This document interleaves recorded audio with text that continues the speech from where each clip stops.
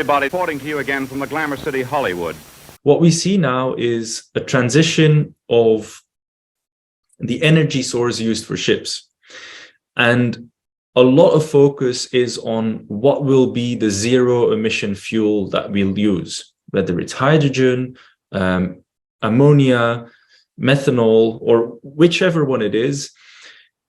If you have to replace heavy fuel oil or marine diesel oil directly for any of these new fuels, you'll need massive amounts of renewable electricity in order to make these fuels.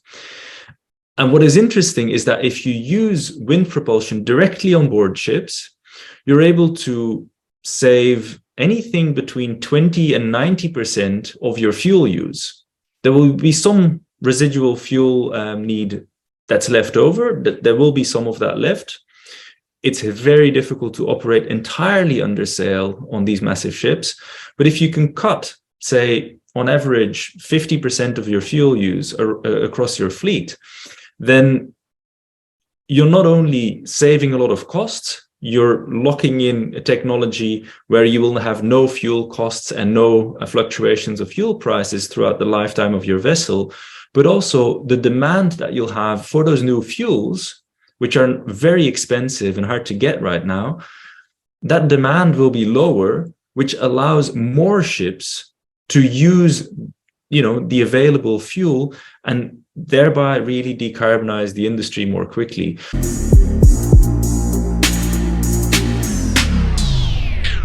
If you love listening to this show, please consider giving a rating and a review on Amazon Alexa or wherever you listen.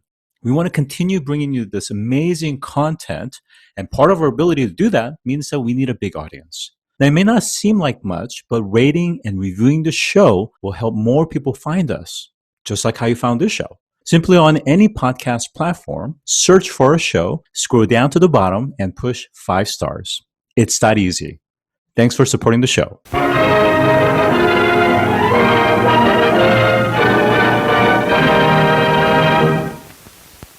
Today, I'm joined by Dr. Christiaan De Beukelaer, Senior Lecturer in Culture and Climate at the University of Melbourne and the author of Trade Winds. Welcome to the show today.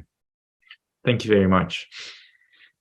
You've written a book entitled Trade Winds, A Voyage to a Sustainable Future for Shipping, where you recount in 2020, you spent 150 days covering some 14,000 nautical miles aboard the schooner Aventure, which is a 100-year-old sailing vessel that transports cargo across the Atlantic Ocean.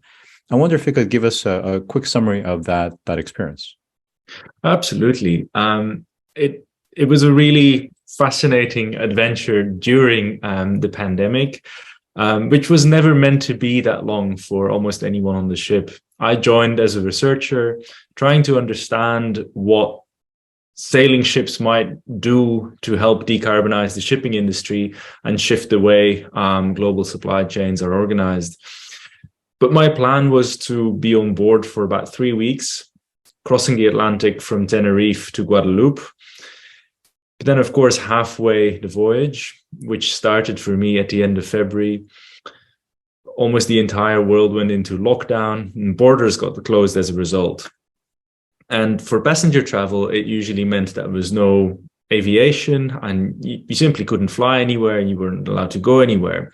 But for seafarers on pretty much all commercial vessels, it meant that we weren't allowed to step ashore for shore leave or crew change.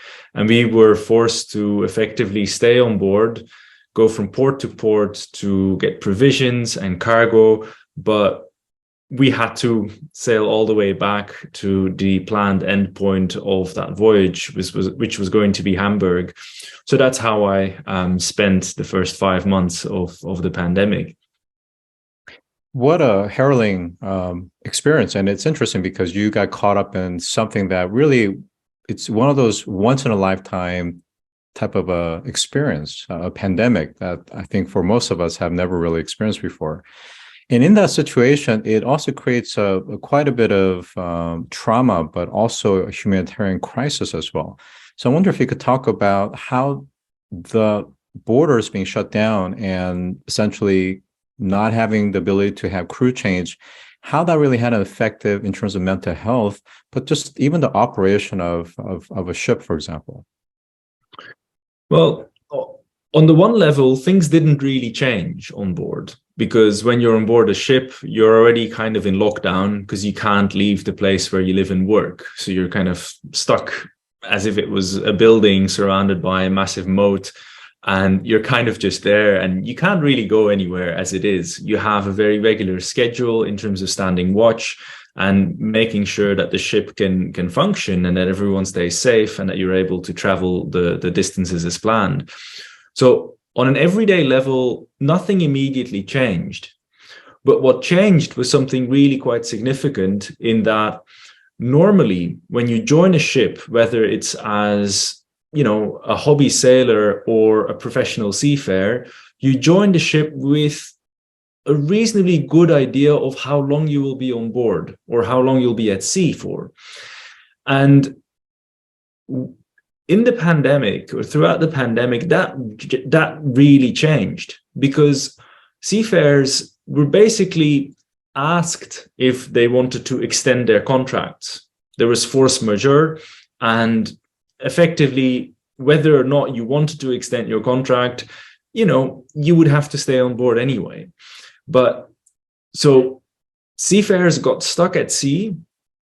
Kind of daily life didn't change, but seafarers weren't sure when they would be able to go home. And of course, during the pandemic, that was really something that put a lot of weight on their shoulders, because their families were at home, often struggling to survive, because, you know, the pandemic really caused all kinds of challenges. But at the same time, they were really not sure when they would be able to return. And it's that uncertainty of, you know, will there be a helicopter picking me up so I can, you know, go home? If crew change is planned, will my replacement be able to join the ship? Because if they can't, then I won't be able to leave. Because, you know, if you're shorthanded as a commercial vessel, that poses very grave operational problems. But that was the kind of general picture for, you know, the 1.5 million seafarers who are, you know, at sea at almost any given time. Our situation was slightly different in that we were a mix of professional and kind of trainee crew. And I was one of the trainees who kind of learned the ropes, learned how to sail. But I was there not just as a trainee, but also as a researcher, kind of really trying to understand this particular way of, you know, doing business in the maritime sector. So for me, it was in a sense almost a present, because academics often have real difficulties getting time off to do field work. And all of a sudden I had this, you know, this extended period of doing the research that I was, you know, really trying to get done. But even so, the moment that you realize that it's not your choice anymore, it wasn't the trip of 3 weeks that I had planned for, both mentally and practically. You know, I ran out, you know, I had to keep on washing my clothes. And at some point they were so utterly threadbare that there was no point in, you know, taking them ashore anymore at the end of the voyage. My shorts and my t-shirts were completely gone. So you have these very practical challenges that kind of combine with an overall sense of uncertainty that I think everyone had throughout the pandemic.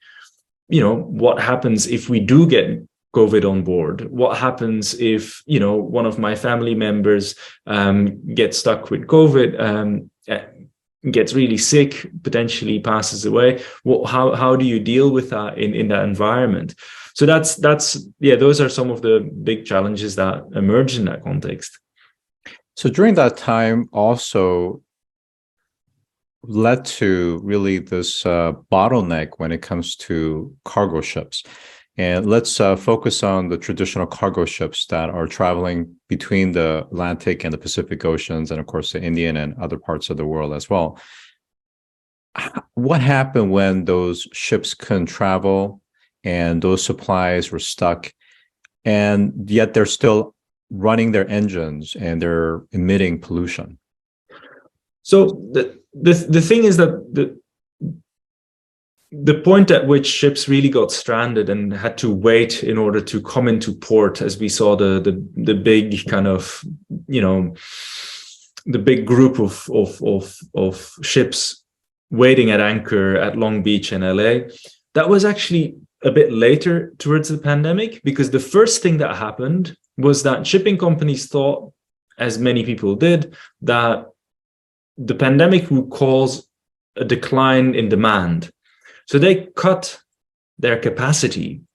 They said, oh, we're going to have fewer sailings, we're going to basically serve, less cargo demand because we expect there to be less. So during 2020, they diminished their capacity.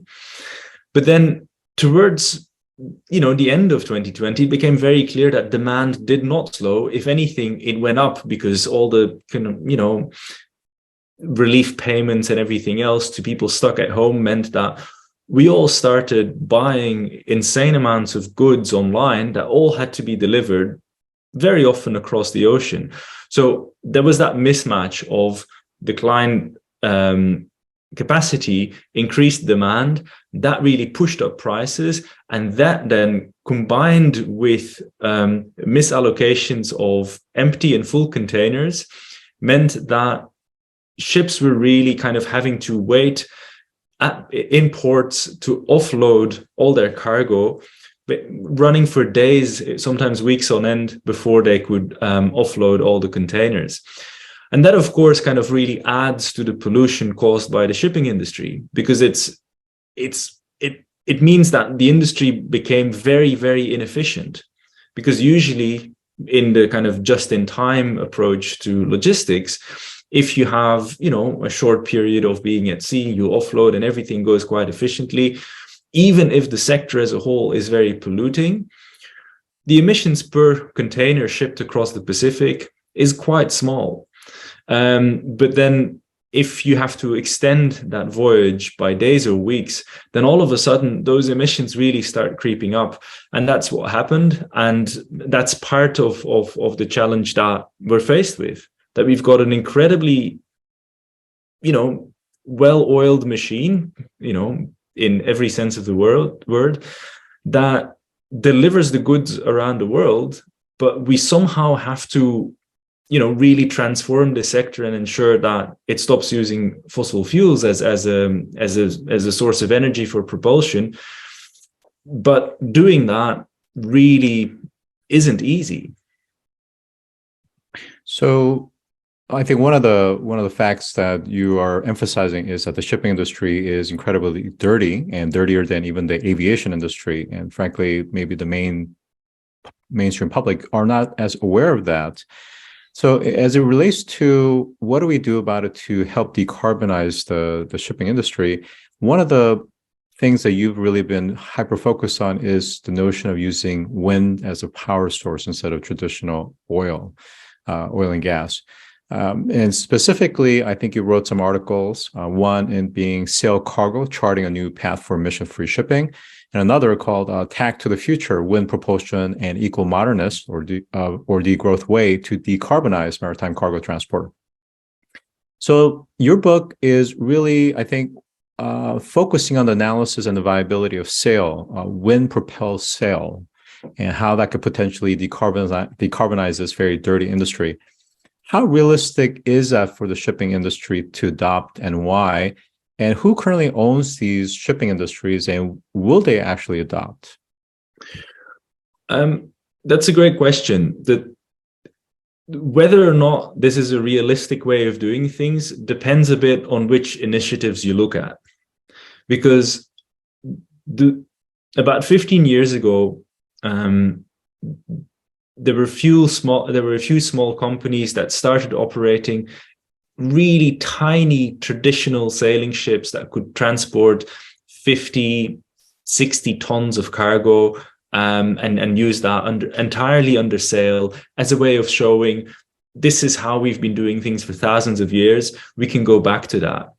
But obviously, right from the start, everyone involved in this knew that that scale of ships would not be sufficient to decarbonize the entire industry. Because if you have a ship carrying 50 tons, whereas the industry as a whole ships about 11 billion tons a year, that's a scale that you can't make work. But what has happened since is that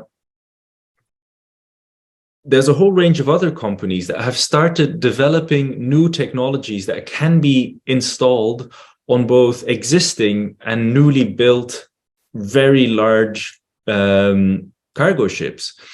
And they're kind of really rapidly closing the gap between the kind of the heyday of sail, kind of the mid-19th century, when sail technology was for cargo transport was really very developed.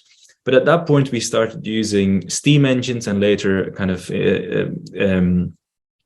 oil-powered engines. And we stopped developing sail technology for cargo ships. A lot of R&D went into high-tech racing yachts. And what we see now is companies are adopting the use of new sail designs, new materials, the combination of the sailing hardware and the software that we have now included weather routing and kind of optimized trims that can react much more quickly and much more, efficiently than humans can, to really bring the combination of those technologies and the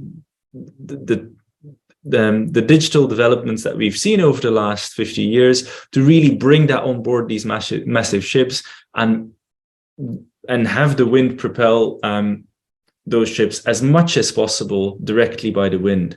And this is the thing that's quite important, because what we see now is a transition of the energy source used for ships. And a lot of focus is on what will be the zero emission fuel that we'll use, whether it's hydrogen, ammonia, methanol, or whichever one it is. If you have to replace heavy fuel oil or marine diesel oil directly for any of these new fuels, you'll need massive amounts of renewable electricity in order to make these fuels. And what is interesting is that if you use wind propulsion directly on board ships, you're able to save anything between 20 and 90% of your fuel use.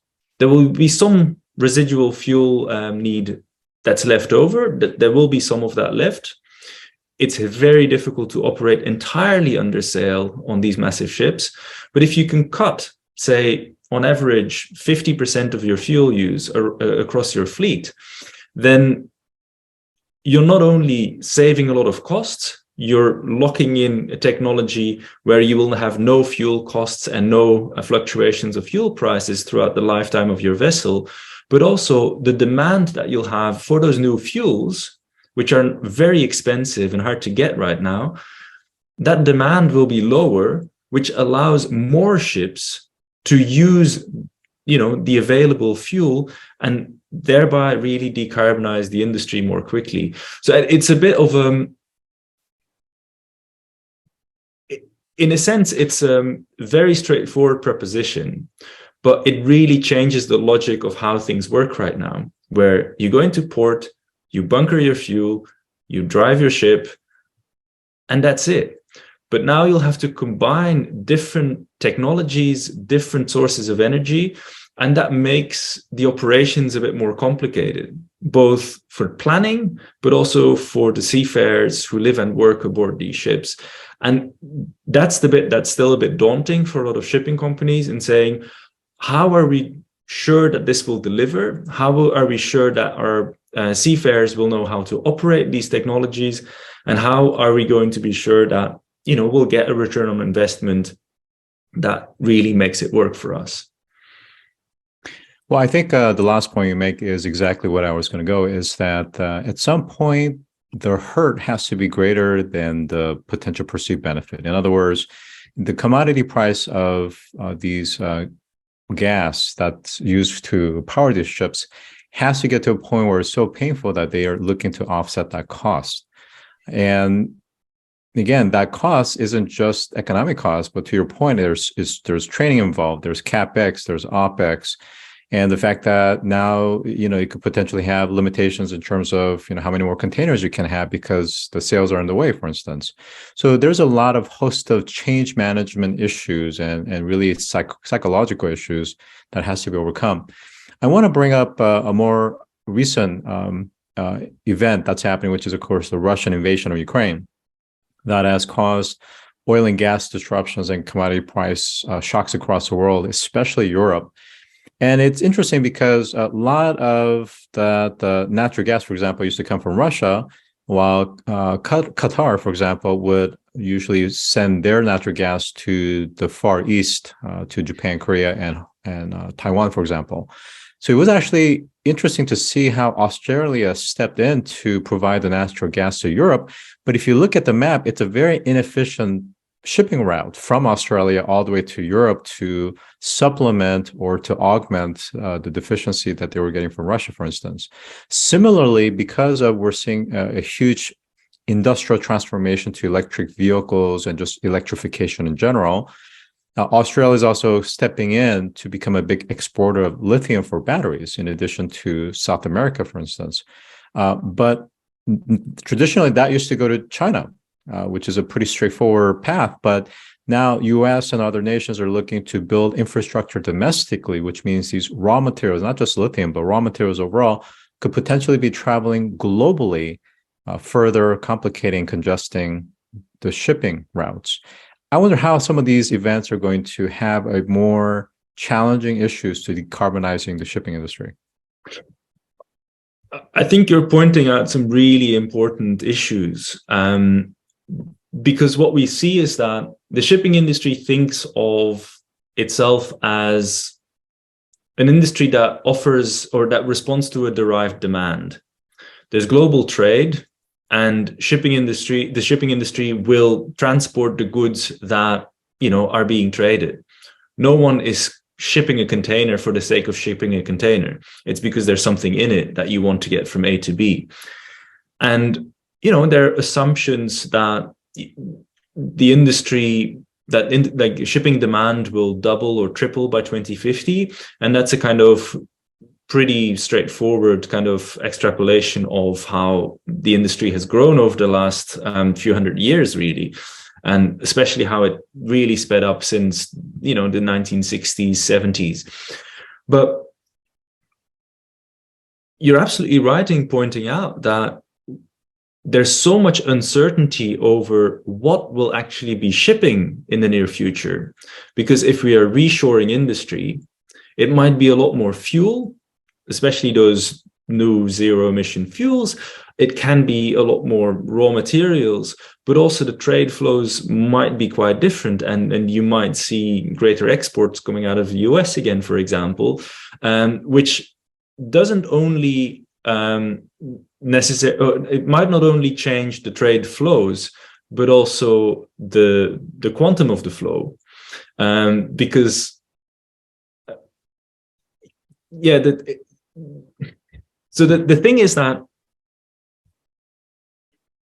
ships transport about 80-90% of everything that gets shipped, that gets traded internationally. But that's only a fraction of the total material footprint of the global economy.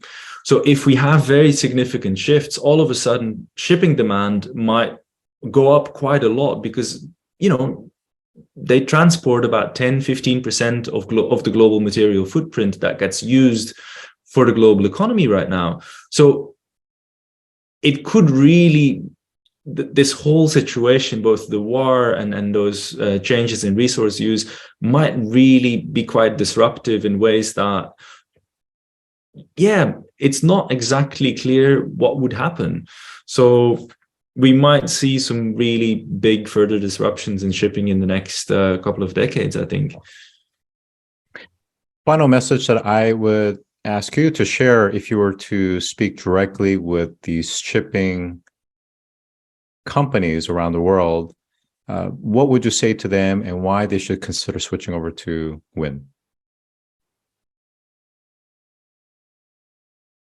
Well, what we'll see, hopefully, is that in the next 6-7 months, the International Maritime Organization will adopt a much higher level of climate ambition, because they currently have an initial strategy which commits to halving shipping emissions by 2050 on a 2008 baseline. But the expectation is that level of ambition is going to increase quite significantly, and several countries are calling for zero greenhouse gas emissions by 2050 at the latest. And that will really change things drastically, because right now, the measures that are on the table that have been adopted make it reasonably easy for shipping companies to not drastically change things. Incremental improvements and technological innovation will allow shipping companies to more or less meet their commitments under the current regulations. But if we go to zero greenhouse gas emissions by 2050, the industry will really have to ramp up its efforts to make that possible. And when doing that, the demand for those alternative fuels will be so massive that if we don't use the wind, we'll have to build so much more renewable electricity infrastructure, but also the infrastructure to transform it into hydrogen and or ammonia or whatever other fuel it may be. And every percent of propulsion that we can generate directly from the wind at sea, where the ship is, without having to go through a massive industrial machinery to make fuels, to then use that with all the losses that come with it for the propulsion of the ship. Everything that we can do directly on board the ship while it's at sea is going to be so much more efficient in terms of energy, but also resource use. So it would really be a shame if that option isn't pursued more drastically and more widely. Perfectly said. And with that, I have been joined by Dr. Christiaan De Beukelaer, Senior Lecturer in Culture and Climate at the University of Melbourne. Thank you for joining today. Thank you for having me. If you've enjoyed this episode, take a moment to rate our show on any podcast platform that you listen to. Scroll down to the bottom and push 5 stars. It's that easy. And as always, thanks for listening.